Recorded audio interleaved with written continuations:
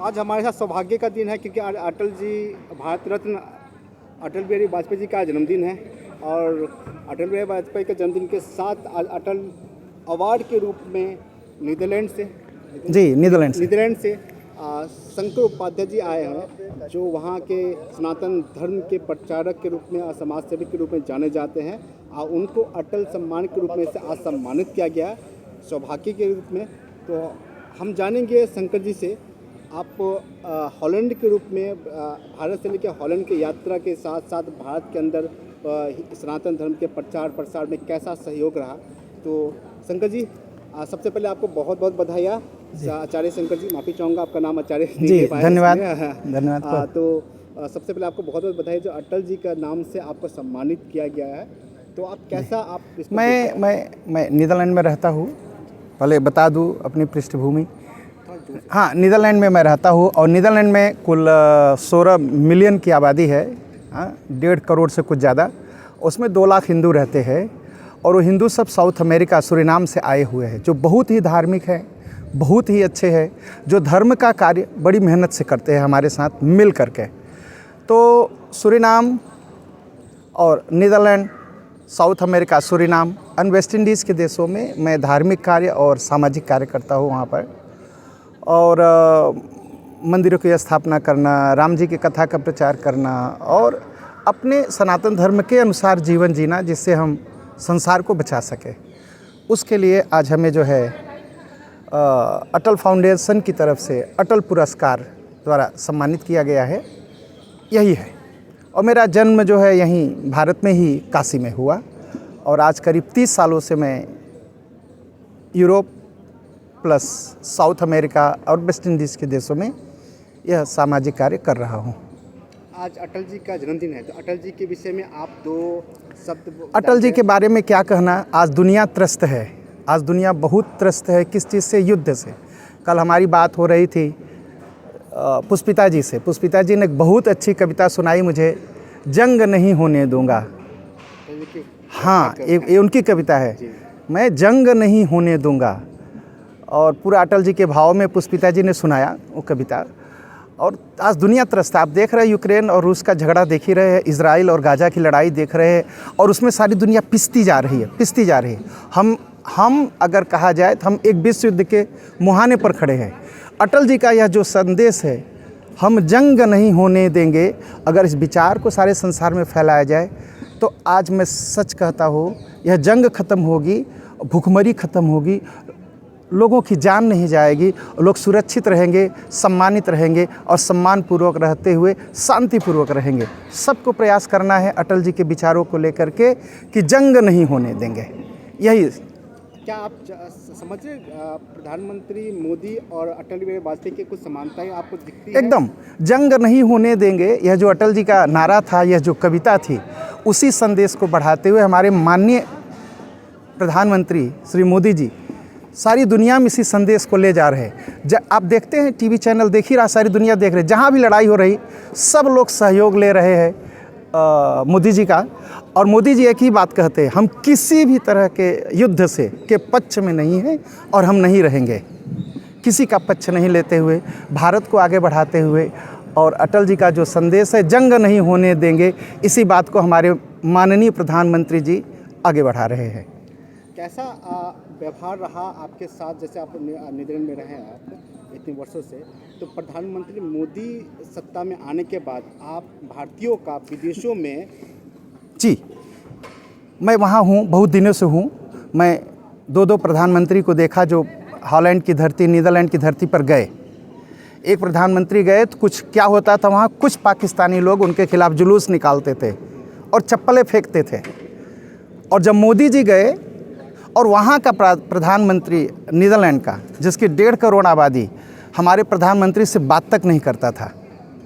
और जब मोदी जी का ज़माना आया तो वो प्रधानमंत्री अटल जी का स्वागत करने गया, पूरा सम्मान दिया और अपने घर ले गए। और पूरा जो देश है, देश में लगा कि हाँ, भारत का प्रधानमंत्री आया हुआ है। नहीं तो क्या होता था, इसके पहले न्यूज़पेपर के किसी कोने में एक खबर छपती थी कि भारत के प्रधानमंत्री नीदरलैंड आए थे, कुछ पाकिस्तानियों ने उनके खिलाफ जुलूस निकाला। तब हमें पता चलता था कि हमारा प्रधानमंत्री हॉलैंड आया था। लेकिन अब मोदी जी आएंगे इस खबर से इतनी सूचना अगर पहुंचती है तो पूरा हल्ला मच जाता है पूरे देश में कि भारत के प्रधानमंत्री मोदी जी आएंगे, और जनता बार बार मुझसे पूछती है। उसके पहले क्या होता था, यूरोप में लोग बड़ी बातें कह सकते हैं, भारत के लोगों को मज़दूर समझा जाता था, ये मज़दूर हैं, लेबर क्वालिटी के, ये पढ़े लिखे नहीं हैं। आज आप जाइए यूरोप के देशों में, भारत से कोई आया तो तुरंत पूछते हैं आप किसी बड़ी कंपनी के डायरेक्टर हैं, आप जो है कंपनी के मैनेजर हैं, आप कोई बैंक में हैं, आप कोई आईटी कंपनी में हैं। सारा कुछ मतलब जो पहले का जो था कि हम मज़दूर हैं एकदम बदल गया। अब आया कि भारत से जो आता है वो पढ़ा लिखा हुआ आता है, समझदार आता है, और उसके अंदर देश के चलाने की शक्ति है। इसलिए आज देखिए पूरा हॉलैंड बढ़ता जा रहा है। बहुत से ऐसे गांव मैं आपको बताऊं जिसको मिनी भारत कहा जाने लगा हॉलैंड में इधर 5 वर्षों में। आप अपने कार्य के विषय विस्तार से थोड़ा सा बताइए हमारे दर्शकों को, जो आप करते क्या वहाँ पे, धर्म को कैसे बचा के रखने के लिए आपका योगदान। हॉलैंड में हम 2 मंदिर चलाते हैं। एक मंदिर तो एक फार्म हाउस लेकर के आश्रम बनाया गया, और दूसरा मंदिर एक चर्च खरीद करके उसको मंदिर बनाया गया, कन्वर्ट किया गया मंदिर में। उन दोनों मंदिरों से हम जो है सनातन धर्म का जो संदेश है, सत्य, अहिंसा, प्रेम, इसको फैलाते हैं, इस पर ही बात करते हैं। और अपने मंदिरों में हम ऐसा नहीं कहते कि भाई वो हिंदू नहीं है तो नहीं आएगा, सब आ सकते हैं। और समय समय पर सबको बुलाना और हिंदुत्व की बात उनको बताना, हमारा हिंदुज़म क्या है। वो तमाम तरह की निंदा करते हैं कि हिंदू जो है गाय की पूजा करते हैं और हिंदू तमाम देवताओं की पूजा करते हैं। हम उनको बताते हैं कि हम क्यों गाय की पूजा करते हैं।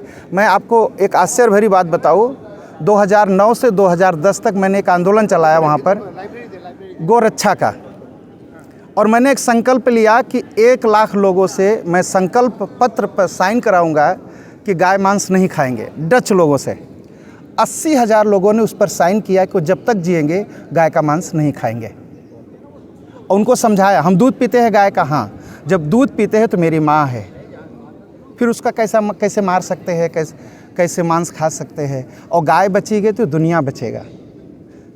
हाँ, आपने कहा कैसे एक चर्च को आपने मंदिर में कन्वर्ट किया, तो अगर आप कंफर्टेबल है तो उसके विषय में थोड़ा विस्तार से आप बताएंगे हमारे दर्शकों को, कैसा रहा चर्च को कन्वर्ट करने में? हाँ, अगर भारत में होता तो बहुत बड़ी समस्या हो जाती, लेकिन हॉलैंड की जो जनता है उसका चर्च पर से विश्वास उठ गया है। कुछ लोग बहस करते हैं कि नहीं ऐसा नहीं है, मैं उनको दिखाऊँ कि आज वहाँ हालत है कि चर्च खाली पड़े हैं, बंद हैं, और वो बेच रहे हैं। उसको बेच किस लिए रहे कि चर्च की बिजली नहीं भर पा रहे, पानी का खर्च नहीं भर पा रहे, उसके मेंटेनेंस नहीं कर पा रहे, तो बिक रहे हैं। और केवल हॉलैंड की नहीं, ये पूरे यूरोप की बात मैं करता हूँ, चर्च खाली पड़े हैं। और हमारे जो तमाम साधु संत हैं जाते हैं चर्चों को खरीद करके उसको मंदिर में कन्वर्ट करके वहीं के लोगों को शांति का पाठ पढ़ाते हैं। और मैं तो एक की चर्चा किया, ऐसे तमाम चर्च हैं। ये सबसे दुखद बात क्या है कि हमारी मीडिया इन बातों को दिखाती नहीं। और हॉलैंड एक ऐसा देश है कि आप जाइए, अगर छोटा सा भी शहर है, गांव है, तो वहाँ कीर्तन जरूर होता होगा। कोई ऐसा गांव, लगभग 500 गांव हैं पूरे हॉलैंड में, और मैं आपको बताऊं कम से कम 1500 जगह कीर्तन होता होगा। तो मीडिया बताती नहीं, मीडिया केवल वहाँ की कुछ जो गंदी बातें हैं कि ड्रग्स का इलाका है तो ये है, इसको दिखाती है। ऐसा कुछ नहीं है, बहुत ही अच्छा देश है, बहुत ही सुंदर देश है, और बड़े प्यारे लोग हैं। व्यवहार कैसा बदल रहा है आप सनातन के प्रति यूरोप कंट्री में? क्योंकि पहले जैसे भारत में क्रिश्चियन सभ्यता जो पनपी थी, तो हिंदुओं को बदनाम करने की सभ्यता पनपी थी, उनका कल्चर ही ऐसा था, तो हिंदू को बदनाम करके। लेकिन यूरोप में जाके अपने धर्म का प्रचार कर रहा है, तो किन समस्याओं को आपको सबसे ज़्यादा सामना करना पड़ा? कुछ दिलचस्प पहले सबसे बड़ी जो समस्या थी 92 में जब मैं गया, तो मेरे लिए वेजिटेरियन भोजन बहुत मुश्किल था। मैं जहाँ जाता एक किसान के घर गया, और वो जो भी लाते थे तो उसमें मैं पूछता था इसमें अंडे है, मांस है, तो कहते थे हाँ। तो मैं कहता था मैं नहीं खाऊंगा इसको। तो लास्ट पे उन्होंने पूछ लिया फिर आप जीते कैसे हैं? मैं कहा ये कुछ फल सब्जी खा के जीता हूँ।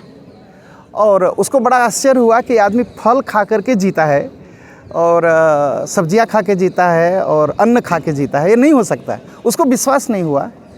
और शुरू में जब गया थोड़ी मुश्किल थी वहाँ डच लोगों के बीच काम करना, वो हमको समझते थे, अरे बहुत देवता पूजने वाले हैं, ये ऐसे है, ये जातिवादी है, ये गाय को पूजने वाले हैं, ये कुत्ते के पूजने वाले हैं। आज आप बताओ, अगर मैं डच लोग परिवार में जाता हूँ तो उसका पूरा परिवार आता है और पूरा परिवार अपना सिर पैर पर रखता है और प्रणाम करता है, दंडवत प्रणाम करता है। और जब मैं कहता हूँ ऐसा मत करिए, कहे नहीं नहीं नहीं नहीं, आप ब्राह्मण हैं, आप पंडित हैं, हमने शास्त्र में देखा है, पढ़ा है कि मुझे आपके पैर पर अपना सिर रखना चाहिए। और कभी कभी तो पैर धोते हैं, आरती उतारते हैं, इतना बड़ा सम्मान करते हैं और यह सम्मान बढ़ रहा है। मेरा एक सुझाव है कि जो भी संत, जो भी भक्त इधर से जाए भारत से, तो ऐसा कुछ न करे कि हमारे भारत और हमारी हिंदू संस्कृति का अपमान हो वहाँ पर और बदनाम हो। प्रयास करे कि वो लोग बहुत अच्छे हैं और बड़े विश्वास करते हैं धर्म पर, सनातन धर्म पर। आपने बहुत अच्छी बात बोली कि से एक भारत के अंदर सभ्यता बना है जो पंडित का माफ़ी चाहूँगा, कुछ पुरोहित आ रहे हैं जो और वो धर्म को बदनाम करने के रूप में कुछ अश्लील हरकतें करते हैं, तो उससे धर्म को बचाना कैसे देखते हैं? उनका पहली बात तो उनको ऐसा नहीं करना चाहिए, उनको बताना चाहिए कि आप कितनी बड़ी गलती कर रहे हैं। दूसरा है कि हम अगर भी किसी आचार्य के पास जाएं, किसी पुरोहित के पास जाएं, किसी पंडित के पास जाएं, किसी साधु के पास जाएं, किसी संत के पास जाएं, तो पूरी तरह से थोड़ा इन्फॉर्मेशन ले लें कि परंपरा में है कि नहीं। अगर परंपरा से बाहर हैं, थोड़ा सावधान रहें उनसे, और जो परंपरा में हैं वो भी थोड़ा लगाम कसें इन लोगों पर कि खबरदार, ऐसा करोगे तो ठीक नहीं होगा। तो ये बातें फैलती हैं, वहाँ की मीडिया फैलाती भी है हमारे साधु संतों के खिलाफ, तो इससे सावधानी की बहुत ज़रूरत है। आखिरी में भारतीय युवाओं का संदेश, खासकर युवा जो रीढ़ की हड्डी मानी जाती है किसी भी समाज के लिए, भारतीय युवाओं को, साथ में यूरोपीय युवाओं को कुछ संदेश देना चाहेंगे? हाँ, एक संदेश देना चाहेंगे भारतीय युवाओं को। भारतीय युवाओं के एक दिमाग में एक चीज़ है कि यूरोप के लोग देर तक सोते हैं, बहुत शराब पीते हैं, बड़ा मांस खाते हैं। यह एकदम झूठी बात है और ये गलत फहमी फैलाई गई है। यूरोप के लोग सुबह 6 बजे उठते हैं, स्नान करते हैं, मुँह धोते हैं, फिर अपना कोई नित्य कार्य करते हैं, अपने ऑफिस जाते हैं। यह यूरोप के जो सनातन धर्म में विश्वास करते हैं पूरी तरह करते हैं और उनको बड़ी शांति है। और भारत के जो युवा हैं, ये लोग उनका नकल कर रहे हैं, जो गलत बातें फैलाई गई हैं। ऐसा कुछ नहीं है। सुबह उठना है आपको, पहले मुंह धोना है, तब फिर चाय और भोजन करना है और रोज़ प्रार्थना करनी है। हॉलैंड में कोई भी बच्चा जब स्कूल जाता है सुबह सुबह पहले भगवान को प्रणाम करता है, तब स्कूल जाता है, भगवान हम स्कूल जा रहे हैं पढ़ने के लिए। और स्कूल से वापस आता है तब भी भगवान को प्रणाम करता है, भगवान हम घर आ गए। ये ऐसा होता है यूरोप में। गलती एक ही जगह मैं कहूँगा मीडिया की, शायद आपको ख़राब लगेगा। मीडिया जाए और इन सब बातों को वहाँ पर फिल्म करे और यहाँ के लोगों को दिखाए और यहाँ के युवाओं को बचाए। ऐसा नहीं है कि हॉलैंड आप आएंगे तो आपको, अम्स्टरडम में ड्रग्स का इलाका है, ड्रग्स तो सभी जगह मिलता है, ये कोना है कहीं पर। और पूरा अम्स्टरडम में आपको बताऊं 15 मंदिर बने हुए हैं और कोई दिन ऐसा नहीं जिस दिन कीर्तन न होता हो अम्स्टरडम भर में और कथाएं न होती हों, लेकिन इसको दिखाया नहीं जाता, इसको बताया नहीं जाता। बैड कल्चर को दिखाने की सबसे उतारू रहता है। आखिरी में आपने एक बात छोड़ दिया, टॉपिक छोड़ दिया, जो भारतीय युवाओं के अंदर जो बदलाव हुआ है, जो यूरोपियन ट्रेडिशन को, गंदी ट्रेडिशन को अडॉप्ट कर रहा है और यूरोप के कंट्री के अंदर भारतीय सभ्यता को अडॉप्ट कर रहा है, इन दोनों के बीच में डिफ्रेंशिएट आप कैसे? हम क्या कर रहे हैं, हम उनकी जो गलत चीज़ें हैं जो कभी रही होगी उसको हम पकड़ रहे हैं ना, और उनकी अच्छाई क्या है कि उससे थक चुके हैं वो, और हमारी अच्छी चीज़ों को वो पकड़ रहे हैं। और भारतीय युवाओं से कहूँगा कि आप पकड़िए अच्छी बात, लेकिन उनकी अच्छाइयाँ पकड़िए। सुबह उठना, भगवान में विश्वास रखना, प्रार्थना करना, गीता का पाठ करना, कीर्तन करना और आगे बढ़ना, धन भी कमाना, रुपया कमाना, पैसा कमाना, परिवार बसाना, सब करिए। लेकिन एक चीज़ ख्याल रखिए, जैसे यूरोप थक करके आज सनातन धर्म की तरफ आया, वैसे आप भी अपने को बचाइए, नहीं तो बहुत बड़ा ख़राब समय आएगा आपके जीवन में। इसलिए सावधान रहिए अभी से। आपको बहुत बहुत धन्यवाद आचार्य शंकर जी, दोबारा बधाई आपको जो अटल सम्मान से सम्मानित किया गया, आपको धन्यवाद। धन्यवाद।